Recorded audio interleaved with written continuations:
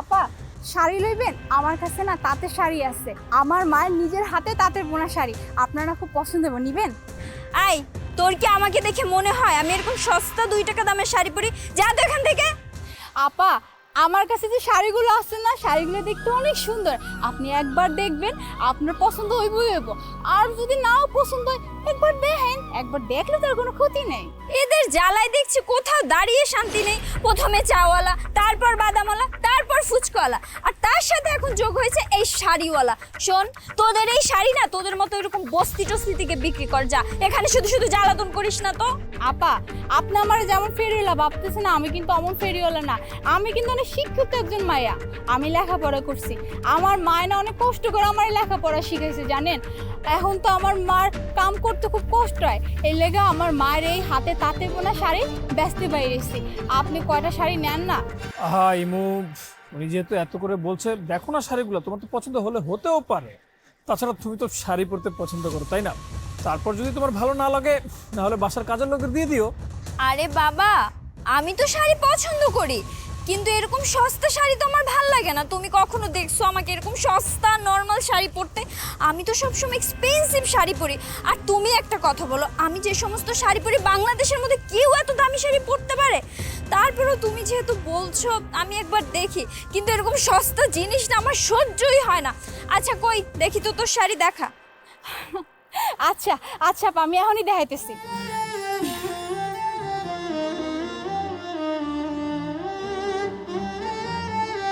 আপা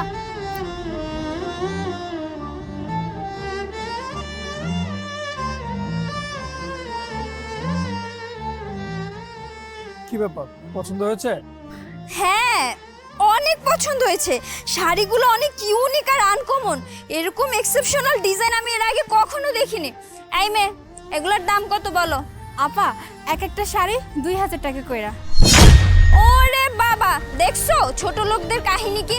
যেই আমি শাড়িগুলোর প্রশংসা করলাম আর বললাম শাড়িগুলো আমার ভালো লাগছে, অমনি দাম বেড়ে গেছে। কিন্তু আমার জায়গায় যদি অন্য কোনো কাস্টমার হইতো শাড়িগুলোর দাম ঠিকই 500 টাকা করে নিতে।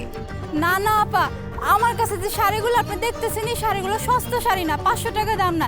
এই শাড়িগুলো অনেক সুন্দর, আর এই ডিজাইনগুলোও অনেক আলাদা, আমার মায়ের নিজের হাতে বোনে।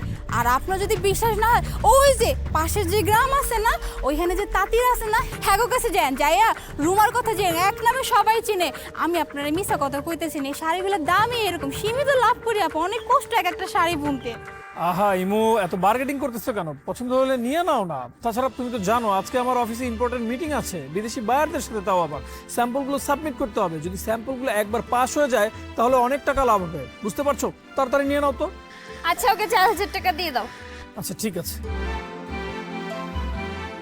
ও শিট ইমু, আমার কাছে তো ক্যাশ নেই, এখন কি করে বলো তো? আচ্ছা একটা কাজ করি না, সামনে তো বুথ আছে, বুথ থেকে টাকাগুলো উঠিয়ে ওনাকে দিয়ে দেই। হ্যাঁ ঠিক আছে। আই মে, তুমি এখানে দাঁড়াও, আমরা এটিএম বোর্ড থেকে টাকা তুলে নিয়ে আসতেছি। আচ্ছা আপনারা না, আমি এখানেই আছি।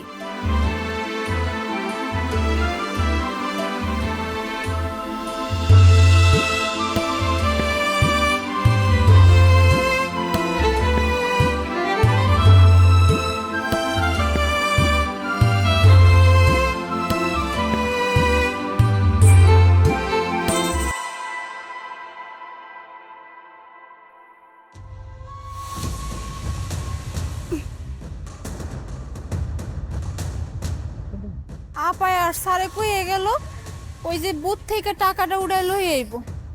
আধা ঘন্টা হয়ে গেল আমি রোদের মধ্যে দাঁড়ায় আছি, এত বড় একটা পোটলা লইয়া এখন পর্যন্ত আইলো না।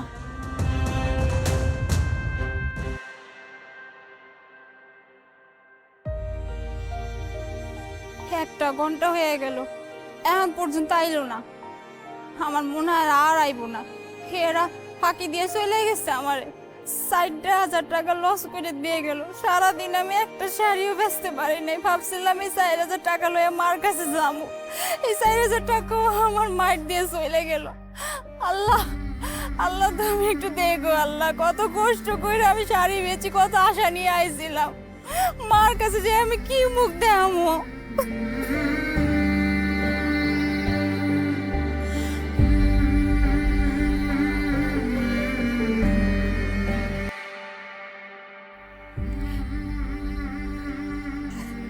মা,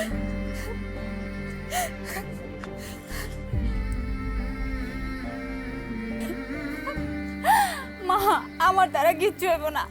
আমি সামান্য দুটো শাড়ি বিক্রি করতে পারি না, শাড়ি বিক্রি করে টাকা আনতে পারি না। আমার না কিচ্ছু হইব না এর থেকে, না আমার মরে যাওয়া ভালো। এই কথা মুখ আনবি না। আল্লাহ যা কিছু করে হিসাব নিকাশ কইরাই করে। শোন মা, যদি এই টাকা তোর পাওনা হয় তাহলে তুই ফেরত পাবি, আর যদি ফেরত পাওনা না হয় তাহলে মনে করবি এই টাকা তুই দান কইরা দিছস। কি কইলা মা তুমি? এই আমার মতো একটা গরিব মাইয়া কোটিপতির শাড়ি দান করব, এই বইলা মনরে বুঝ দিব? এই ঘরটার দিকে চাইয়া দাও, কি ভাঙা, বৃষ্টির সময় পানি পড়ে, তুমি ঠিক মতো ঘুমাইতে পারো না। আর তুমি এই যে সারাদিন বয়ে বয়ে যে এই শাড়িগুলো তো কষ্ট করে বুনো, তোমার কোমরে কত ব্যথা। ভাবছিলাম তোমার ভালো দেখে চিকিৎসা করাবো, ঘরটা ঠিক করবো, কিছুই করতে পারলাম না। মা বিশ্বাস করো, আমার দ্বারা মনে হয় কিচ্ছু হইবে না, আমি কিচ্ছু করতে পারবো না জীবনে। এর থেকে বড় আমার মরে যাওয়া উচিত, আমি মরে যাবো।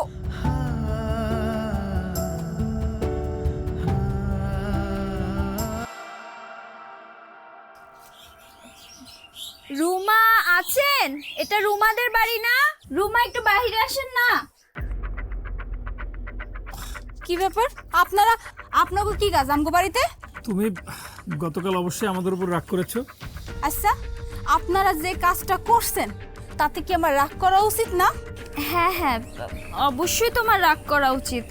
আমরা কালকে তোমার সাথে অনেক খারাপ একটা কাজ করে ফেলেছি। কিন্তু বোন, তুমি আমার একটা কথা শোনো, আমরা যেটা বলি সেটা মনোযোগ দিয়ে শোনার চেষ্টা করো। এই শুনেন, এই আপনাকে বড় লোকের কোনো কথা শোনার আমার ইচ্ছা নেই। আপনারা জানতে হেন না?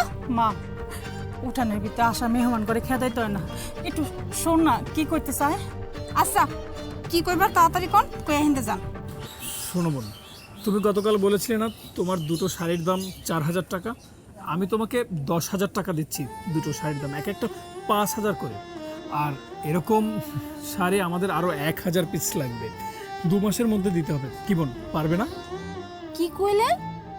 আমার তাঁতের শাড়ি আপনারা 5,000 টাকা করে কিনবেন? হ্যাঁ বোন, কিনবো। কালকে তোমার কাছে থেকে যে দুইটা শাড়ি নিয়ে গিয়েছিলাম, আমাদের বিদেশি ক্লায়েন্ট শাড়ি দুটো অনেক পছন্দ করেছে। এরকম শাড়ি আমাদের আরো 1,000 পিস লাগবে। হ্যাঁ, আমি এটা স্বপ্ন দেখতেছি না তো মা। এই রুমার এই তাঁতের শাড়ি নাকি বিদেশে যাবো। এই রুমা নাকি রাস্তায় রাস্তায় ফেরি করে শাড়ি বেচতো, এর নাকি আমার একটা শাড়ির হাউস হইব। আর আপনারা একদম চিন্তা করবেন না, আপনাকে পছন্দ মতো একদম বেস্ট কোয়ালিটির শাড়ি আমি বুইনা দিব, কেমন? আমি জানতাম তুমি পারবে। ইমু, যাও ওকে 20 লক্ষ টাকা অ্যাডভান্স দিয়ে দাও, আর বাকি টাকা প্রোডাক্ট ডেলিভারি দেওয়ার পরে পেয়ে যাবে। আসো বোন, টাকাটা নিয়ে যাও।